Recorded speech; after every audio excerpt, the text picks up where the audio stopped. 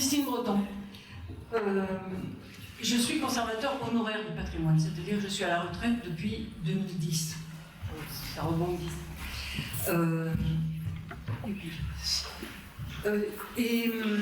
Arriver ici, pour moi, c'est un petit peu particulier parce que je n'ai rien à voir avec vous. Hein, je suis un objet étrange et j'en revenais. Donc vous allez faire un tout petit effort, voilà, pour me prendre exactement à l'endroit ovni. Et je vous ai préparé pour ce faire un récit qui ne dure pas très longtemps. Un récit spécial concocté pour ces 48 heures et qui est un peu un hommage à toute l'équipe des habitants d'ici de Noailles que j'ai appris à connaître et qui va raconter, ou du moins qui essaye de raconter avec beaucoup de fiction, donc toute ressemblance avec toute personne est exclue, n'est-ce pas? Et ce récit s'intitule tout bêtement « La nuit du 4 novembre » et c'est un récit d'émancipation. Tu me l'as demandé hier. Voici donc l'histoire telle qu'elle se raconte partout aujourd'hui. C'était l'hiver, je me souviens très bien de la date, le 4 novembre 2018. Depuis quelques semaines, les bruits, frottements, grognements de la ville n'étaient plus les mêmes. Une sorte de silence, de suspension, stagnait comme avant l'orage. J'en avais peu conscience, mais le trouble ne me quittait plus.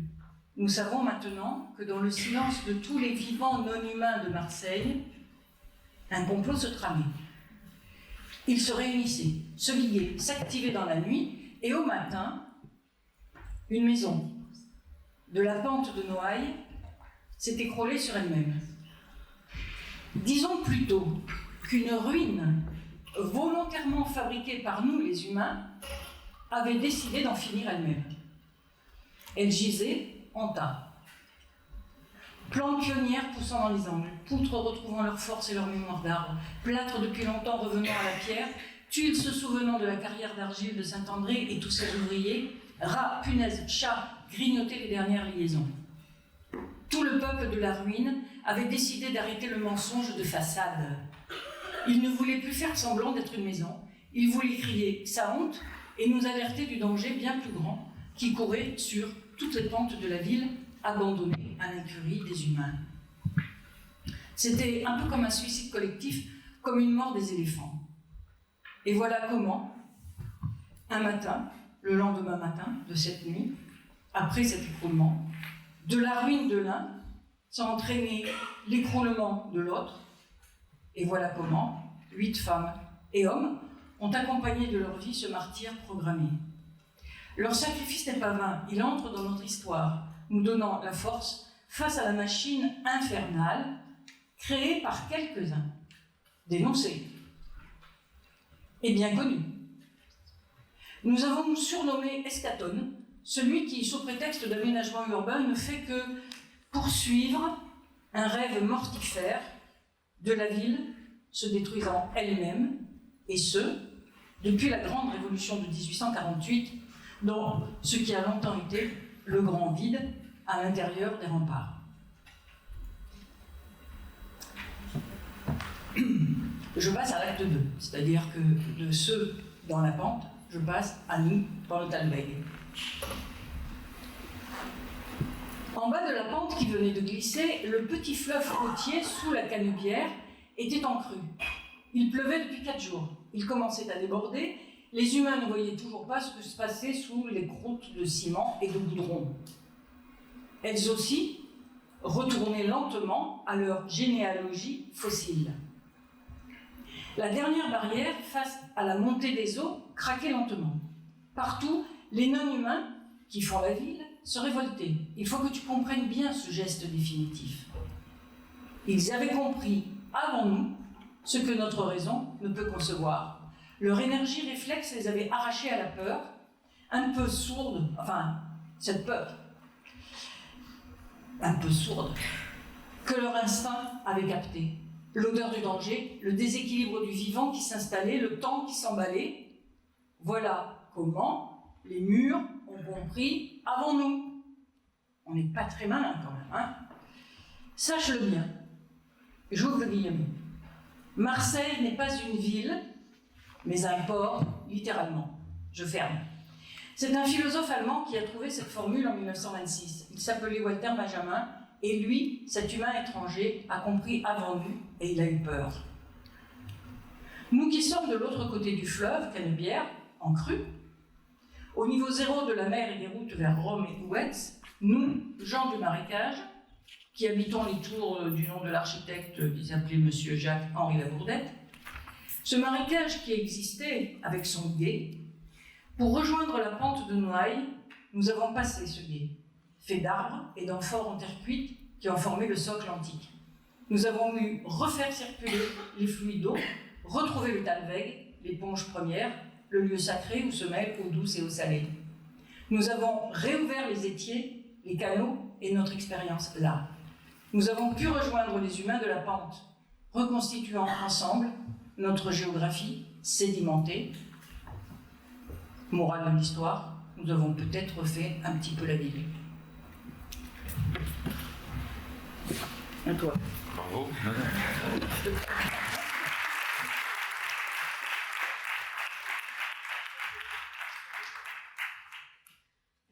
Difficile de prendre la parole après ce beau texte. Je vais peut-être commencer par me présenter, même si j'ai été présentée de manière institutionnelle. En fait, lorsque je suis arrivée à Marseille, j'ai travaillé au titre de chercheur dans les quartiers centraux de Marseille, et notamment sur la question de la migration. Je venais de terminer des travaux en Afrique de l'Ouest et voilà, des liens entre le continent africain et Marseille m'a mené à venir regarder ce qui se passait dans ces quartiers centraux.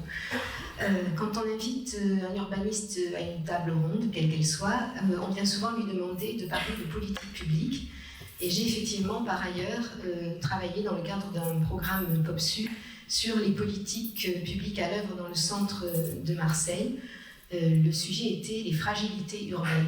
Et voilà, nous étions une petite équipe, vous allez entendre sûrement des parties ce soir par Philippe Méjean, et nous avions envie de regarder ce qui se passait dans ce centre, et notamment cette question des espaces publics. Donc je ne vais pas parler de ces politiques-là, je vais plutôt réagir par rapport à un petit texte qui m'a été envoyé par Mathieu Poitevin, qui me permettra de faire le lien en fait avec voilà, ce que Christine vient de dire. Et je pense que c'est voilà, plus judicieux de commencer le propos par là.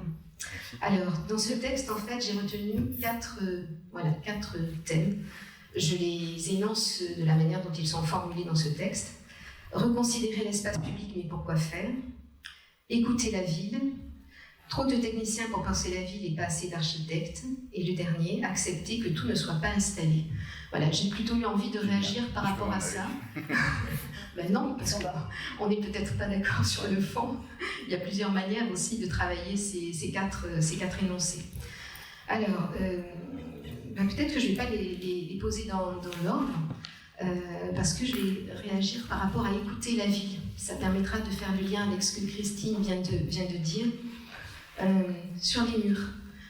Écouter la ville, les murs, oui, les murs peuvent parler.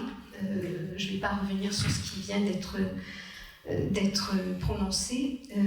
Ils donnent à voir des états, un état physique, on l'a vu, mais aussi des états d'âme. Et je pense que ce qui est intéressant derrière écouter la ville, écouter les murs, c'est être en capacité de regarder à la fois cet état physique et ces états d'âme. Mais disons que ce qui est peut-être intéressant, c'est de regarder ce qui se passe derrière les murs. Peut-être lorsque les bâtiments ont été réhabilités en façade, regarder ce qui reste derrière et comment les requalifications ont été faites. Ça, c'est un peu la casquette urbaniste qui revient sur le devant de la scène. Mais c'est aussi écouter les habitants. Alors, les habitants, mais pas que les habitants, puisque les habitants ont leur mot à dire, bien évidemment, sur la ville, sur leur vécu, sur leur expérience. Mais au-delà des habitants, Jordi Borja dit la chose suivante. Les résidents des quartiers ne sont pas les seuls à représenter les intérêts de l'ensemble des citoyens. Le quartier n'est pas un monopole de ceux qui y dorment, ceux qui travaillent, qui s'y promènent ou s'y amusent, ont aussi leur intérêt à faire valoir et dont leur mot à dire. Ils ont aussi le droit de se faire entendre au même titre que les associations citoyennes professionnelles plus larges. Donc la question, à ce moment-là, c'est de se dire comment va-t-on collecter cette parole, ou plutôt ces paroles, être en capacité de l'entendre, mais surtout de l'écouter, et pourquoi faire. Je pense qu'il y a là un ensemble de questions qui peuvent être déroulées autour de ce premier thème. Il y a ceux qui s'expriment et les autres. On entend, on écoute des paroles, mais tous ne s'expriment pas. Donc les silencieux, les invisibles, ont aussi des mots à dire, à formuler sur la vie. Et puis les besoins des populations ne sont pas homogènes, ni universels. Au moment des programmations d'aménagement, il y a aussi cette question de pour qui travailler la ville, pour qui la retravailler, voilà, quels besoins, quelles attentes faire remonter, sur lesquels s'appuyer. Ça, c'est le premier énoncé, écouter la ville. Alors ensuite, peut-être reconsidérer l'espace public, mais pourquoi faire? Alors c'est vrai, petite parenthèse, mais moi aussi j'étais un peu décontenancée quand j'ai vu le sujet des espaces publics, alors qu'on est dans un quartier où des immeubles s'effondrent. Et donc ma première réaction était bien sûr de faire le lien, ou en tout cas de trouver une argumentation pour dire voilà pourquoi c'est important aussi de s'intéresser aux espaces publics. Et l'habiter, parce que je pense que c'est l'habiter qui chapeaute tout ça, c'est bien sûr se loger, mais c'est aussi pouvoir pratiquer des espaces extérieurs, pouvoir y vivre. Et souvent, ces espaces extérieurs, espaces publics, pas toujours, en tout cas espaces extérieurs, sont le prolongement de la vie privée, le prolongement justement de logements trop petits, trop exigus, inconfortables. Donc c'est un prolongement qui a tout son sens ici aussi, comme ailleurs. Donc reconsidérer l'espace public, mais pourquoi faire? Alors c'est vrai qu'il y a on peut se poser cette question, elle est importante. Pourquoi faire? Peut-être d'abord pour changer les modalités de production des espaces publics. Changer les modalités, ça peut vouloir dire reconsidérer leur processus de production en y associant peut-être plus et mieux les usagers. Je vais utiliser ce terme un peu générique. Et peut-être que le pourquoi faire a à voir avec les personnes qui vont pratiquer ces espaces publics. Reconsidérer l'espace public, pourquoi faire? Peut-être pour retravailler la forme urbaine, pour aérer un tissu en travaillant des continuités, en améliorant la lecture, en améliorant le cadre de vie.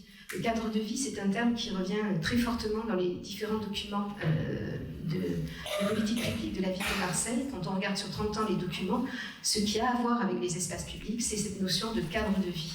Donc voilà, l'objectif majeur, améliorer le cadre de vie, et comment on y insère à ce moment-là la question des espaces publics. Reconsidérer l'espace public, pourquoi faire? Pour répondre à des besoins d'usagers, mais peut-être aussi pour accueillir les populations, quelles qu'elles soient, ce qui peut parfois être en lien avec des politiques municipales, territoriales et autres.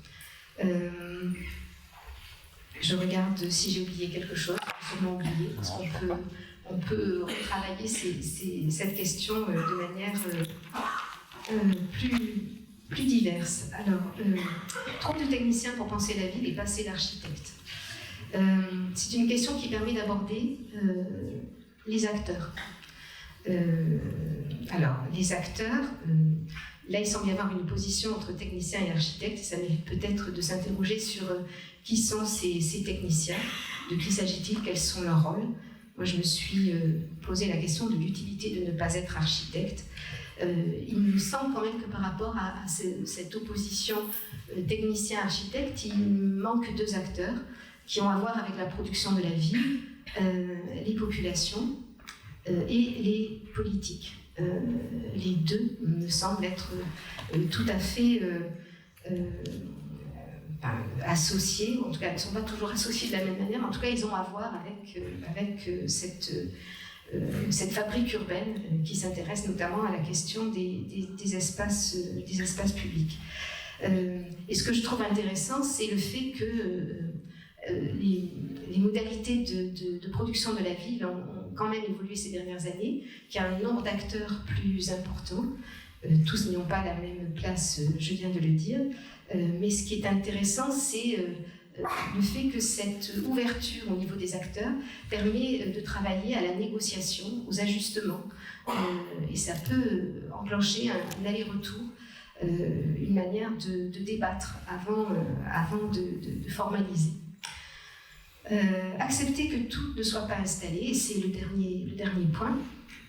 Alors, que tout ne soit pas installé, je me suis demandé bien sûr de quoi on parlait. S'agit-il de temporaire, de transitoire, d'éphémère? Il y a tout un vocabulaire autour de ce pas installé. Alors, je trouve que sur le pas installé, ce qui est intéressant, c'est la démarche collaborative. C'est le fait qu'on entre dans du réversible, alors qu'aujourd'hui, on a un certain nombre de productions qui sont dans l'irréversible. Et ça peut effectivement poser des questions assez fortes qui ont pu être abordées tout à l'heure par Pascal Urbain. La possibilité de faire de l'expérimentation. Mais avec quel objectif? S'agit-il d'interpeller? J'ai en tête une petite illustration, elle n'est pas à Noailles, mais elle est sur le cours Belzunce. En 2009, une association franco-péruvienne avait construit des bancs en carton, avec des cartons de récupération des commerçants, pour aménager sur le cours Belzunce un espace non pas de passage et de mobilité, mais un espace de halte, de rencontre. L'idée était bien sûr d'interpeller la ville pour que les choses soient reprises de manière plus pérenne. En réalité, vous connaissez autant que moi le cours Belzunce, il n'y a pas de banc sur ce cours Belzunce et les populations continuent à apporter leurs chaises, leurs bancs, on emprunte aux terrasses des cafés pour pouvoir s'y installer. Donc l'expérimentation pour interpeller, mais l'expérimentation où trop souvent, cette expérimentation, elle est dans des quartiers populaires, avec des matériaux de récupération, du temporaire pour les pauvres, pour les populations précaires. Il y a là une question importante. Et puis, il y a l'après. Une fois que l'expérimentation est terminée, qu'est-ce qui se passe? Qui prend le relais? Souvent, on a quelque chose, une installation qui pourrit sur pied. Voilà, donc là il y a des questions assez importantes. Je pense que les praticiens peuvent porter un discours politique sur la fabrique urbaine. Ils doivent, chacun s'engage à sa manière, mais ce discours s'accompagne de manière indissociable d'un savoir-faire, avec des questionnements sur le fond, sur le statut, sur les responsabilités. Et je voudrais juste, par rapport à cette question, parler d'un guide, le guide pratique des aménagements transitoires qui a été produit dans le cadre de la politique de la ville avec Cabanon Vertical et qui essaie justement de mettre à plat un savoir-faire autour de ces questions. Voilà, je pense que j'ai à peu près tiré le fil des 4 entrées que j'avais choisies dans le texte qui m'a été envoyé. Voilà. Merci.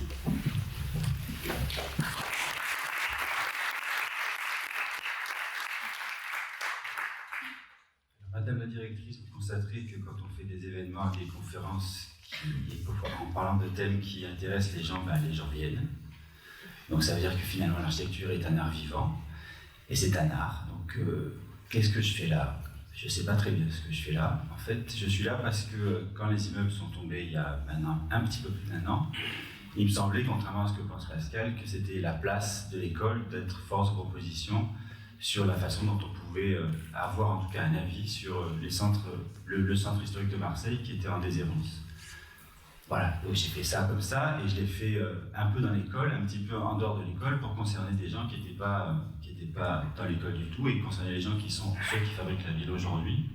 Parce que ceux qui fabriquent la ville aujourd'hui, c'est pas les aménageurs publics, c'est pas les élus, ou en tout cas pas beaucoup. C'est même pas les EPF, c'est les promoteurs, parce que c'est eux qui ont le fric. C'est eux qui font aujourd'hui des énormes structures pour pouvoir être force de proposition d'aménagement et proposer des aménagements sur des quartiers entiers. On a le cas ici avec l'îlot XXL et ça existe dans plein d'autres endroits dans les villes. Et donc c'est quand même une mutation importante de savoir comment est-ce qu'aujourd'hui la ville est vendue et faite par des gens qui sont privés, qui sont plus publics, et comment est-ce que nos intérêts à nous, architectes, praticiens publics, pouvons nous dialoguer avec des gens dans l'intérêt de faire du fric. C'est très antinomique, mais quand même, il faudra bien le faire, parce que eux, leur motivation, c'est de gagner de l'argent. Nous, c'est de faire le bien, et c'est pas toujours... c'est souvent contradictoire, il faut absolument trouver des terrains d'entente, parce que sinon, ça ne va pas le faire. Sinon, d'autres très grosses structures continueront à produire de la merde, comme Pascal a montré sur des projets, et puis nous, on continuera à pleurer pour se plaindre qu'on n'a pas de travail, ce qui est une hérésie, puisque les bons, c'est nous, c'est pas eux, c'est à nous de travailler, c'est normal. Enfin, vous, en tout cas. Après, il y a d'autres choses sur lesquelles a dit Pascal, mais Pascal, tu m'inquiètes, parce que maintenant, tu lis tes notes, avant, tu les lisais pas. Alors, tu étais beaucoup moins timide que ça, et tu transpirais pas quand tu parlais. Et puis, ta conférence est toujours aussi brillante, mais tu étais d'accord pour dire que, en tout cas, c'est toi qui me l'as dit, que le propre d'un architecte, c'était une fois qu'il intervenait, c'était pour que ce soit mieux après son intervention qu'avant. Si c'est pour épauliner, si c'est pour arranger, on n'a pas besoin d'architecte. On a besoin de menuisier, de plombier, de maçon, de ce que tu veux, mais on n'a pas besoin d'architecte. Donc si on est là, c'est pour inventer autrement les choses. Sinon, on ne sert à rien. Même ici. Après, je pense qu'intervenir à Noailles n'est pas un bon exemple, parce que Noailles est le quartier, sans doute, le seul et unique quartier qui marche vraiment bien à Marseille. C'est le seul des quartiers dans lequel tout va bien. Les gens sont dehors, les gens consomment, les gens vivent, les gens se mélangent, ce qui n'était pas le cas encore, il y a encore 10 ans. Donc c'est un quartier où tout va bien. Je me demande pourquoi on est ici. C'est le cœur de la ville, c'est le seul où ça marche. Est-ce qu'on ferait un truc sur Euroméditerranée? Rien que le nom déjà. T'habites à Euroméditerranée, mais qui c'est qui habite à Euroméditerranée? Ça n'existe pas. T'habites à Noailles, t'habites à Bazin, t'habites en centre-ville, t'habites pas à Euroméditerranée. Euroméditerranée. Rien que le nom déjà ça marche pas. Europe et Méditerranée, c'est un truc qui marche pas. Il y a un truc qui ne marche pas, et pourtant ça ne pose pas de problème parce qu'il n'y a personne dehors. Ce qui pose problème à Noailles, c'est qu'il y a des gens, finalement. Alors après, on peut prendre le problème d'une façon, en considérant qu'aujourd'hui, pour reprendre les thématiques, aujourd'hui, pour reprendre un peu l'historique, j'ai fait travailler 14 étudiants avec Jérôme, qui est ici, et Christelle. On a fait travailler 14 étudiants pour qu'ils passent leur diplôme sur des thématiques qui étaient des thématiques précises avec des acteurs publics et privés pour présenter leur travail. C'était un travail magnifique pendant 6 mois, et pendant 6 mois, vous avez vu un peu quelques projets, ils ont passé tous leur PFE brillamment. Et puis ensuite, on a présenté, c'est drôle comme date, on a présenté ce travail le 11 septembre, ça ne s'invente pas, le 11 septembre à la mairie du 1er et 7e arrondissement, avec d'autres acteurs. Donc on avait là le directeur de la DDTM, et puis le nouveau responsable de la SPLA de je sais pas quoi, et puis avec plein de noms où on ne comprend rien. C'est ça la technique, c'est de dire des choses auxquelles on ne comprend rien. Les gens sont des techniciens pour employer des mots qu'on ne comprend pas, pour dire simplement comment est-ce qu'on fait de la ville pour que les gens soient mieux une fois qu'on est intervenu qu'après. Tous ces gens-là étaient surpris parce que tout à coup, moi je leur racontais des histoires, ils n'avaient pas l'habitude qu'on leur raconte des histoires, et ils trouvaient que ces histoires étaient belles. On est des conteurs d'histoires. Les bâtiments, quand je parle des bâtiments, de les considérer comme des êtres vivants, ça veut dire que les bâtiments sont le reflet des gens. Euroméditerranée ne ressemble à personne. Noailles ressemble aux gens qui habitent, de toutes les cultures, de toutes les couleurs, de toutes les races, de toutes les ethnies, de toutes les trucs sociaux, et c'est ça qui fonctionne parce que Noailles ressemble à Marseille. Euroméditerranée ne ressemble pas à Marseille, du tout, mais pas du tout. Est-ce que quelqu'un va faire un tour à Euroméditerranée pour aller boire un coup?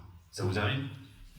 Non. D'abord, vous n'avez pas de chaussures carrées, vous n'avez pas de costume trop serré, vous n'avez pas de petite chemise qui vous montre le nombril et une petite ceinture qui va bien, et vous n'avez pas de BMW 4x4. Donc vous ne pouvez pas aller à Euroméditerranée, ça ne marche pas. Personne ne va retourner. Par contre, qui va boire un coup à Noailles?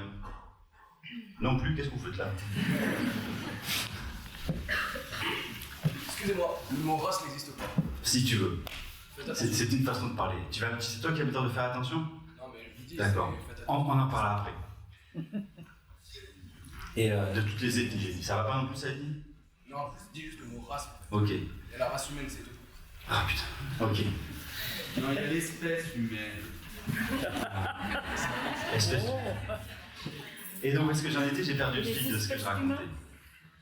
Donc, je pense que la ville doit être narrative et que peut-être qu'il serait bon de réfléchir autrement que sur un plan technique, de savoir justement comment est-ce qu'on monte une ville, comment est-ce qu'on accède à une ville, comment est-ce qu'on roule dans une ville ou comment est-ce qu'on nettoie la ville, mais par contre, comment est-ce qu'on peut la raconter.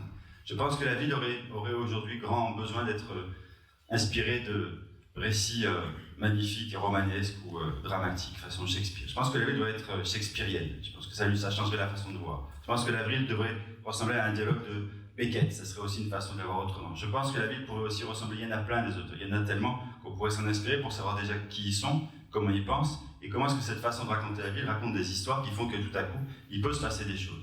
La ville est un endroit dans lequel il peut se passer des choses, qu'elles soient belles ou qu'elles soient pas belles. Je pense d'abord et avant tout que la ville doit être un lieu d'accueil. Et ça, c'est important parce que dans tout ce qui est fait aujourd'hui par les techniciens, les gens ont peur. Ces techniciens ont peur des gens. Donc on fait une ville qui devient un endroit d'interdit alors que la ville est un endroit de permission. Il faut absolument retrouver la façon de permettre à tout un chacun d'arpenter la ville comme il en a envie. La rue est le cordon ombilical, la colonne vertébrale de la ville, et dans la façon dont les nouveaux urbanistes, pas vous bien entendu, mais les nouveaux urbanistes font la ville, on fait 4 îlots pour que les îlots soient pris en photo pour pouvoir le vendre, et il n'y a pas de rue. Comment on peut faire une ville s'il n'y a pas de rue? À Noël, il y a plein de rues, petites, grandes, bordéliques, avec des plantes dedans, avec des gens, mais il y a des gens dehors, et puis tout à coup, on tourne à un endroit, et puis il n'y a plus personne. C'est un endroit profondément vivant. Alors, je ne pense pas qu'il faille juste le taxidermiser, comme tu avais l'air de le dire, mais par contre, on peut trouver une autre façon de projeter en respectant le tissu parcellaire et de voir comment on peut retrouver des usages qui fonctionnent avec la ville d'aujourd'hui. En tout cas, c'est ce qu'on a essayé de faire avec 14 étudiants. Parfois, on s'est planté, et c'est important. Et puis parfois, il y a des projets qui seraient presque réussis et qui, aujourd'hui, sont source d'intérêt pour les gens qui sont des praticiens de la ville, et notamment les promoteurs privés. Donc, sur les thèmes aussi que je vous avais soumis, la ville non installée, ça veut dire, je crois, qu'on ne peut pas considérer aujourd'hui que la ville peut se définir derrière un bureau, derrière un écran ou de manière virtuelle, et que la ville doit être le lieu des rencontres, comme tu l'as dit, de l'altérité, et donc pour essayer des choses. La ville non installée, ça veut dire qu'on a parlé d'urbanisme éphémère, on a parlé de choses comme ça, et ça veut dire qu'on peut tenter des trucs, voir si ça fonctionne, et puis si ça fonctionne, on le garde, et puis si ça ne fonctionne pas, et ben on arrête. La Plaine, par exemple, était un très bon exemple de choses qui était une place qui était compliquée pour ceux qui vivaient autour, parce qu'il n'y avait pas d'éclairage notamment, mais que dès qu'il y avait un petit peu d'éclairage, et ben ça marchait à peu près bien.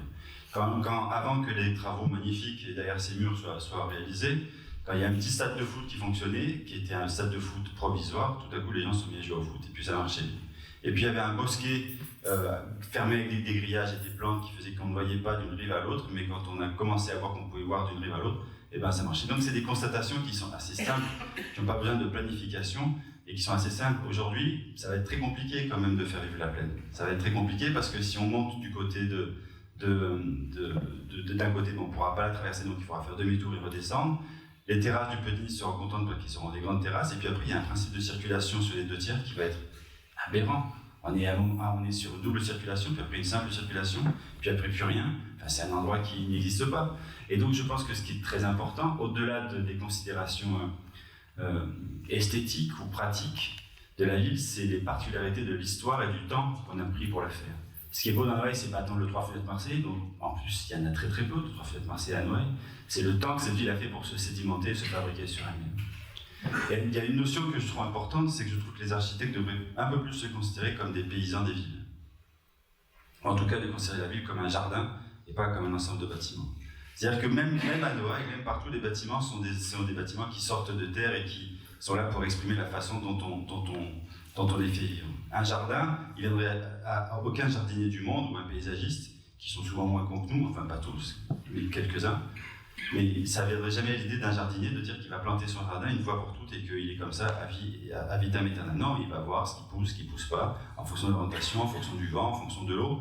Et des trucs qui vont pousser, il va les entretenir, d'autres qui ne vont pas pousser, il va changer de plantation. On devrait essayer de faire de la ville comme un jardin, c'est un petit peu ça ce que je veux dire quand je parlais de la ville qui n'était pas forcément installée une fois pour toutes. Donc avoir un petit peu d'humilité et surtout d'avoir comme objectif, parce que si on n'a pas d'objectif préalable, on ne s'en sort pas, comme objectif de faire en sorte que la ville devienne un lieu accueillant. Donc l'espace public, puisque c'est quand même un petit peu le sujet de ce premier échange, c'est de dire que l'espace public, si on prend soin de l'espace public, du sol, pas forcément avec des pavés qui tombent au bout de 2 jours, mais avec un espace qui soit réfléchi, qui soit projeté, peut-être que c'est assez large, peut-être que c'est plus serré, peut-être que là c'est planté, peut-être que c'est rien du tout. En tout cas, si on prend soin de l'espace public, il est impossible que les immeubles, même abîmés, ne soient pas impactés par le soin qu'on portera à cet espace public. C'est impossible de laisser un immeuble tout pourri sur un espace public de qualité. Parce que forcément, il y a un impact et une conséquence qui font que l'immeuble de qualité qui était abîmé va être ensuite arrangé, transformé, modifié pour que ce bâtiment corresponde à son sol, avec son rapport au sol. Et si on prend soin de l'espace public, donc on prend soin des bâtiments, si on prend soin des bâtiments, on prend soin des gens. Et il n'y a pas d'autre alternative, il n'y a pas d'autre règle dans la vie d'un architecte, d'abord et avant tout, pour faire en sorte que les gens soient accueillis correctement et que la ville en prenne soin. Voilà. Merci.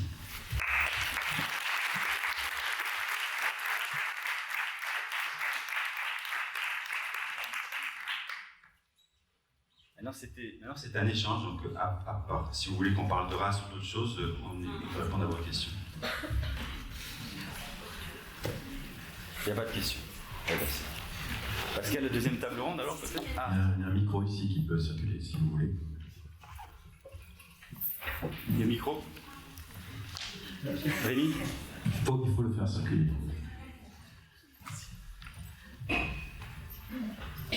Bonjour, moi je suis pas architecte, je n'habite pas à Noailles, mais par contre je viens très souvent à Noailles, quasiment une fois par semaine, pour y manger, pour y promener. Et je ne comprends pas quand vous dites requalifier l'espace public, pourquoi faire? Ma question c'est pourquoi il faudrait requalifier l'espace public? C'est une très bonne question. C'est bien pour ça qu'on pose la question pourquoi faire, et en même temps on intervient quand ça ne marche pas. Donc il y a des choses qui ne marchent pas forcément très bien et qui doivent être adaptées sur d'autres modes de transport, d'autres modes d'accueil, ou s'il n'y a pas la place pour pouvoir faire en sorte que ce soit un espace partagé, un espace libéré en tout cas des carcans et des problèmes que ça peut engendrer. Donc il y en a plein. Le meilleur exemple récemment évidemment c'est celui de de la Plaine, donc immense place emblématique de Marseille, place d'Armes historique, qui a été modifiée parce qu'elle ne marchait plus pour des tas et tas de raisons, enfin surtout sur des raisons de sécurité.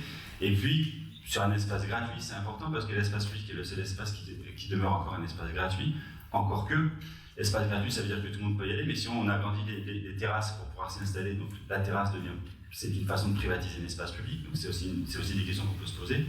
Et la réponse qui a été faite par rapport au problème que la non-concertation de cet espace engendré, c'est de le murer. On peut se poser la question de savoir comment est-ce qu'on peut faire un espace public en le murant.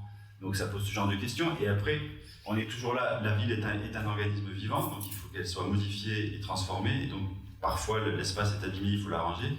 Et l'espace public, aujourd'hui à Marseille en tout cas, ne correspond plus à la fonction essentielle de la ville, qui est juste d'accueillir, notamment les migrants, notamment tout le monde, et surtout d'abord et avant tout le monde, quoi. C'est comment on fait pour que tout le monde se sente d'abord et avant tout accueilli par la ville. C'est plus vraiment le cas dans beaucoup de quartiers à Marseille, me semble-t-il. Pour répondre un tout petit peu à votre question, je vous donne un exemple concret. Au pied des 4 bâtiments de Jacques-Henri Labourdette le long du cours Belzins, il y a le parvis, les tours et de la barre. Et depuis 2002, qu'a été créée l'association Les Labourdettes pour lutter contre une extension du centre-bourse sur les espaces publics, nous attendons toujours la reprise de cet espace public. Pourquoi ça? D'abord, c'est pour arrêter un projet qui était parfaitement stupide, et ça, on l'a gagné. On y a gagné aussi un label Patrimoine 20e par la même occasion. Mais aussi, après, c'est d'essayer d'éviter ce que nous avons vécu pendant des années à partir du moment où nous avons gagné, c'est-à-dire un jardin de la punition collective. Voilà ce que c'était que l'espace public. Et il y a bien des jardins de la punition collective dans cette ville. Il faut les regarder, les lire comme ça. Et je pense que c'est ça qui est derrière, c'est cette histoire-là. Si vous tirez un tout petit peu le fil, vous arrivez à comprendre. Voilà. C'est juste pour essayer de vous répondre. Comme un principe, comme s'il fallait. C'était plus simple. C'était posé comme un principe qu'il y a des choses à requalifier, comme il y a des choses à transformer, comme il faut du progrès, il faut du changement, comme un principe. Après, on se demande vers quoi on va changer. Voilà. Je le disais par exemple sur Noailles, en termes de requalification de l'espace public, il y a sûrement des choses à nettoyer, à arranger, etc. Mais comme vous disiez, c'est du travail d'entretien. Pour moi, c'est du travail d'entretien. Et ce principe de vouloir forcément requalifier, transformer, c'est aussi ça me semble-t-il, qui souvent aussi pose problème. Puisque justement, d'une certaine manière, on ne respecte pas quelque chose de l'histoire et voilà, il y a des choses qui fonctionnent. Il y a besoin juste d'entretenir plutôt que de vouloir les transformer, semble-t-il.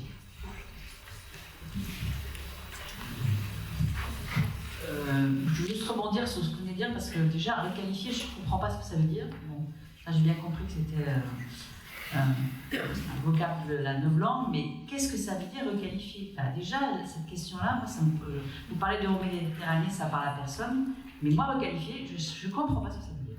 Je vais prendre un exemple qui est très très simple. Aujourd'hui, si on veut qu'il y ait moins de voitures dans Marseille, par exemple, il faut faire des pistes cyclables. Il n'y en a pas.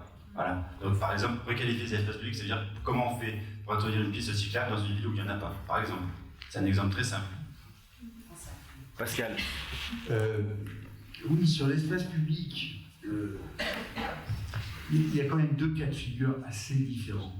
Il y a l'espace public qui est tenu par les maisons. J'entends par là que quand vous êtes dans une rue, l'espace public il est bordé par des maisons. Sur une place, comme la Plaine, l'espace public c'est tenu par les maisons. Et puis quand vous parlez du bord et la bourdette, l'espace public il est tenu par rien. C'est-à-dire il n'y a pas de forme. D'un côté, vous avez un des côtés du cours historique, qui était un espace large et structuré, et de l'autre, vous avez des coins, des recoins. Donc effectivement, quand il y a coin, recoin, endroit où les gens vont pisser avec des petits ombres, il y a un problème d'espace public. Mais c'est vrai que dans les rues, dans les places, on en fait trop. En ce moment, je ne sais pas, c'est la 47e intervention sur la Canebière. Il faut arrêter. C'est-à-dire qu'on en fait trop. Je le sais, c'était mon métier de faire des espaces publics. Mais on n'arrête pas de refaire des sols en imaginant que ça va changer quelque chose. Alors je ne dis pas là où il y a où il y a une porosité entre l'espace privé et public, ce qui est le cas au La Bourdette, avec le centre derrière, c'est compliqué. C'est compliqué. Moi, je mettrais des grilles. Voilà. Je mettrais des grilles, parce que à chaque fois qu'il y a des recoins, il y a des pratiques un peu perverses, c'est chiant, c'est dangereux, on n'est pas à l'aise. Mais quand vous avez une rue, ma foi, une rue, il y a des façades de chaque côté, on sait ce que c'est qu'une rue, on se balade. À Cutaba, il y avait un maire, je crois que c'est ça, ouais, non, je ne sais plus comment. Curitiba, il y avait un maire, il disait piétonnisez-moi cette rue. Bon, c'est pas une bonne idée de piétonniser, hein, maintenant on en revient. Mais les types ils disent ça va durer des années de faire les aménagements. Ils disent non, vous mettez 2 bornes ici, la rue est piétonne, les voitures ne peuvent plus passer. Et demain, je veux que ça soit fait. Et c'était fait. C'est-à-dire que refaire les sols, c'est idiot. Sauf quand ils sont endommagés, il faut les réparer. Mais cette histoire de requalifier, effectivement, ça ne veut pas dire grand-chose. Rajouter 2 bancs, bah oui, quand il manque des bancs, on rajoute des bancs. Non, on les enlève aujourd'hui plutôt. Comment ? On les enlève aujourd'hui plutôt. Oui, non mais je veux bien dire, en mettre. on les enlève pour qu'il n'y ait personne. Mais ce que je veux dire, c'est que c'est assez différent les espaces publics, là où l'espace public n'a aucune forme, dans les banlieues, dans les endroits ravagés, dans les lieux explosés, et dans les endroits où il a une forme. La petite place de la Croix, t'as rien à faire. Tu nettoies, tu remplaces un pavé, tu répares, et elle est très bien cette place.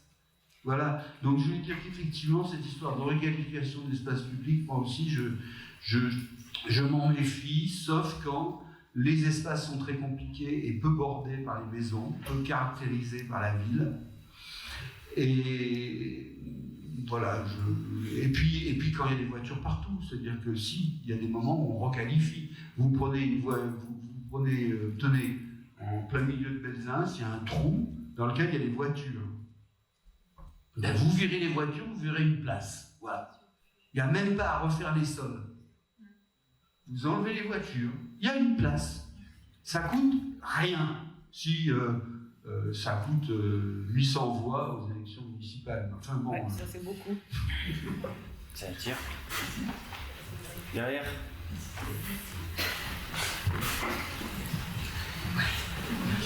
Oui, bonjour, je suis Sandra Contour, je suis architecte et habitante de Noailles. D'ailleurs, je devrais le dire dans l'autre sens.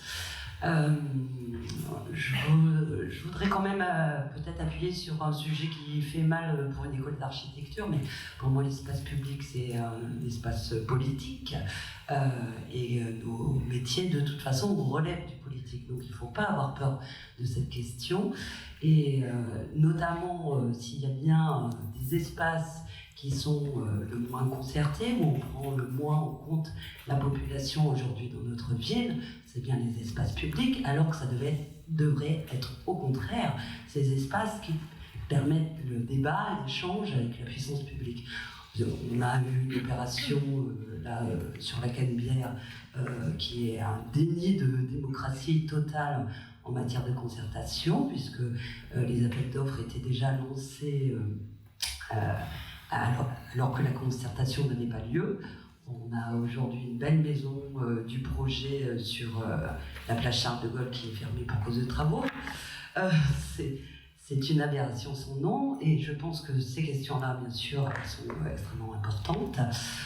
Vous avez eu un discours très angélique sur la façon dont fonctionnent les espaces publics de Noailles.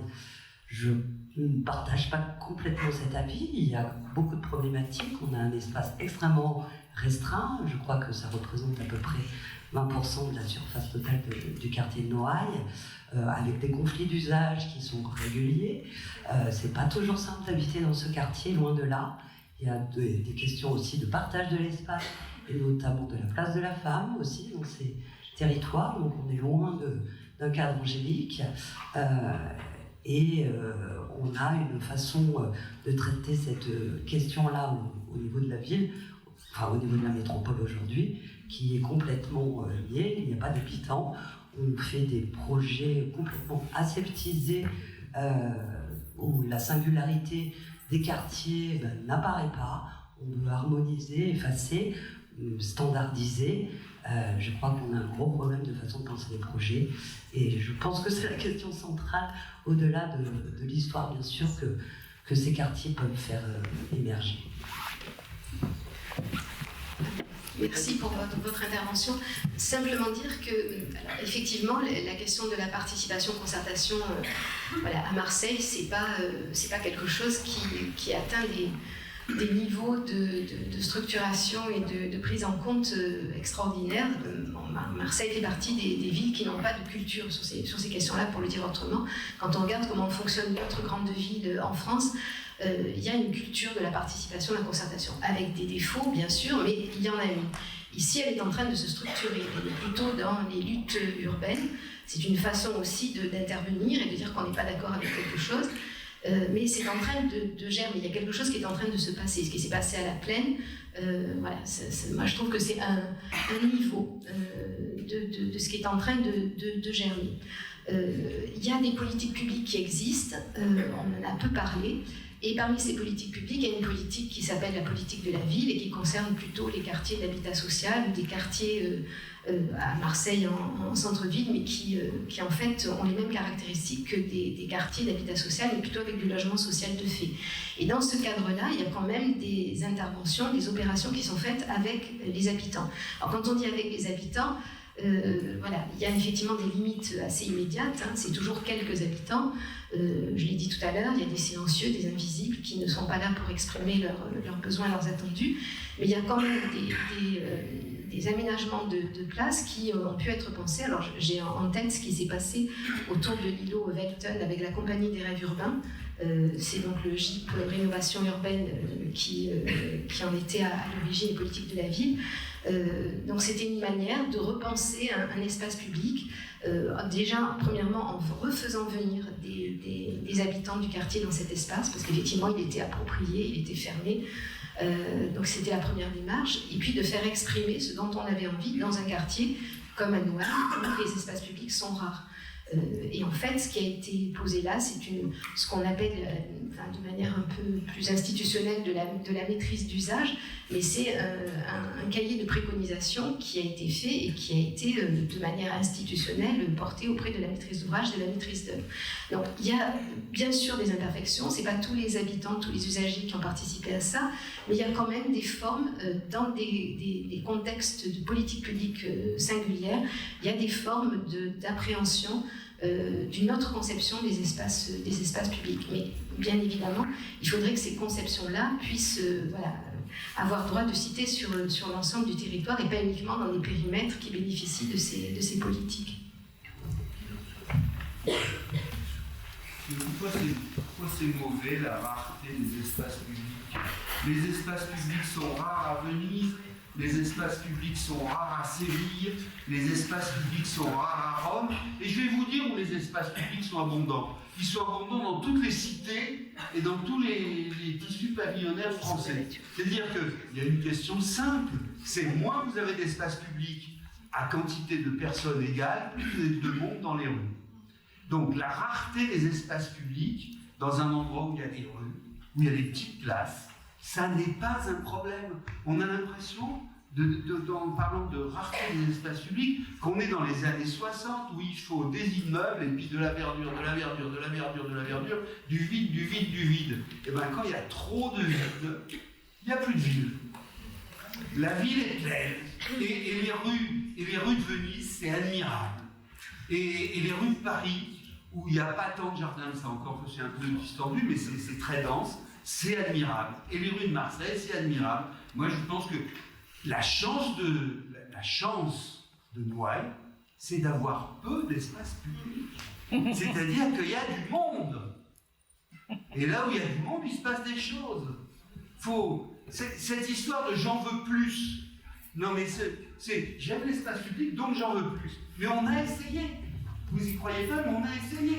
Les grands ensembles, c'était le Corbusier Dixit, plus d'espace public, plus de parcs, plus de jardins, plus de trucs pour les enfants, plus de trucs pour les vieillards, plus de trucs pour les skateboards. Bon, ce qui n'est pas inventé à l'époque de Le Corbusier, mais il avait un génie en frustrateur. Et bien ça a été essayé. Alors, soit vous allez dans un endroit où les espaces publics sont rares, comme à Noailles, soit vous êtes dans un endroit où les espaces publics sont abondants, comme dans tous les lieux abandonnés de France. Moi, je me bats pour qu'il y ait moins d'espaces publics.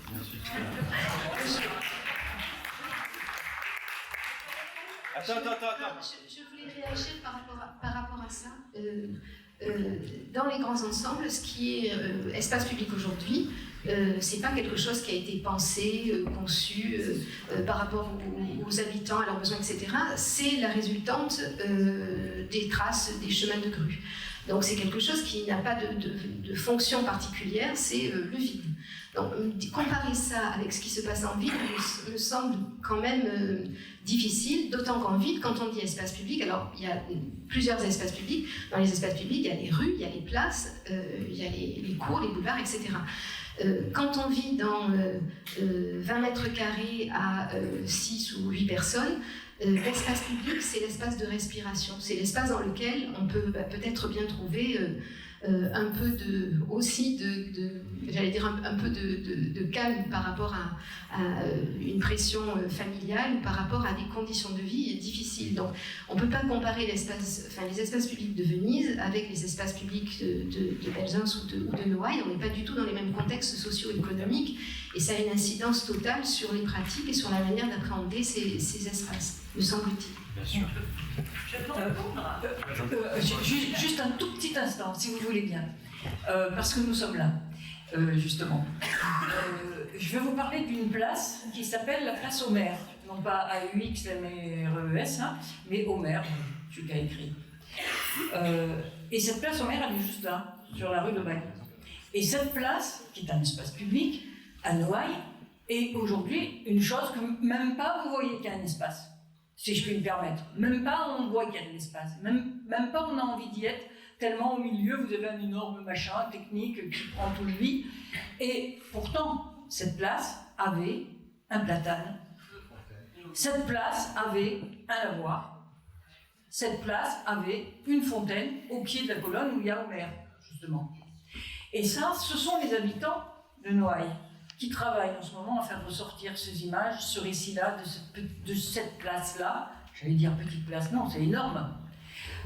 Et il ne s'agit pas là d'espace public programmatif.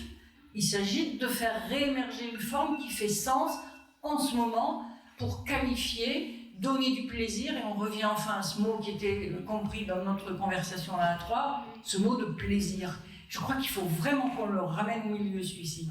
Et non seulement de plaisir, mais aussi de généalogie. Vous voyez, longue. Voilà, je voulais juste vous donner ce tout petit exemple et puis remercier encore les habitants de Noailles qui se font, en plus de faire les assemblées générales, ils font les archives pour connaître l'histoire de la place Homère, par exemple. Ma chère consoeur. Alors je peux répondre parce que quand même vous avez un petit peu détourné mon propos, mais je pense que c'est une provocation souhaitée pour amener du débat. Je n'ai absolument pas dit qu'il fallait plus d'espace. J'ai surtout voulu mettre l'accent sur le fait qu'il fallait prendre en compte les usages. Et du coup, à ce moment-là, on voit bien que l'espace public n'est pas juste restreint sur une vision presque touristique, excusez-moi, mais ça m'a donné un petit peu ce sentiment, vos propos, mais qu'il est le lieu de vie des habitants et que dans un quartier comme Noailles, qui est un quartier extrêmement dense, il ne peut se dissocier de l'habitat et de ce qui se passe aussi même derrière les façades.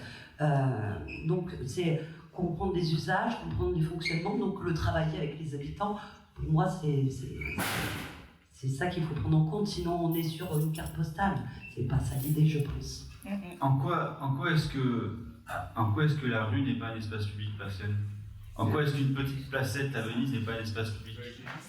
Ah bah alors j'ai mal compris ce que tu as dit, mais c'est bien, on est bien dans une qualité d'espace public quand on parle de rue. Moi je te dis que ça manque de rue dans les quartiers neufs, mais pas d'espace public. Noël, il y a assez d'espace public comme ça.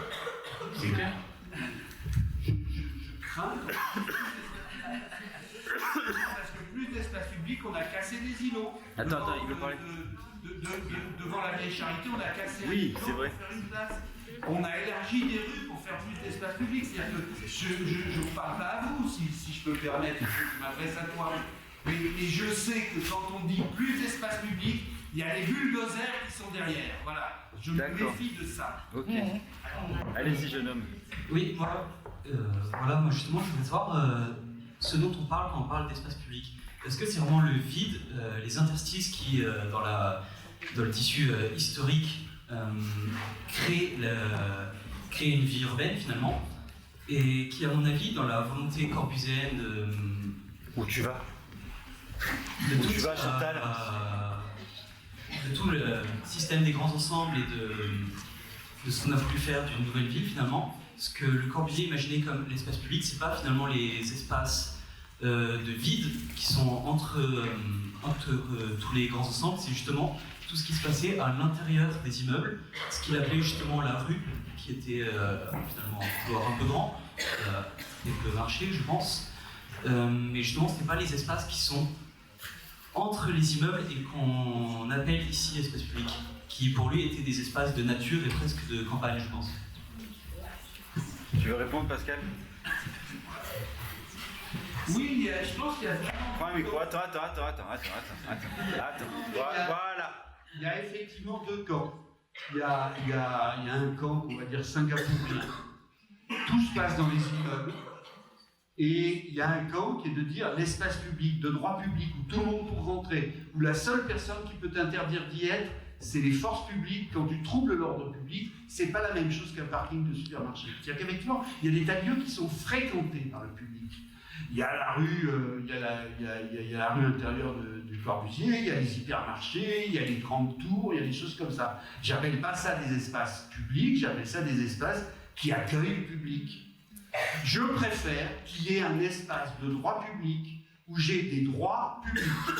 Quand j'entends des droits publics, c'est j'ai le droit d'être là, quoi que je fasse qui ne trouble pas l'espace public. Prenez un espace fréquenté, comme par exemple les nouvelles galeries, le centre-bourse. Le centre-bourse, à un moment, ils avaient mis des bancs. Dingue. Et ces bancs étaient occupés par des vieillards qui n'achetaient rien.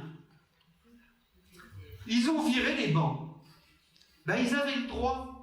Ils ont le droit, dans cet espace-là, où quand toi tu passes, moi je passe, ils ont le droit de dire, c'est chez nous, on n'est pas obligé d'accueillir tout le monde.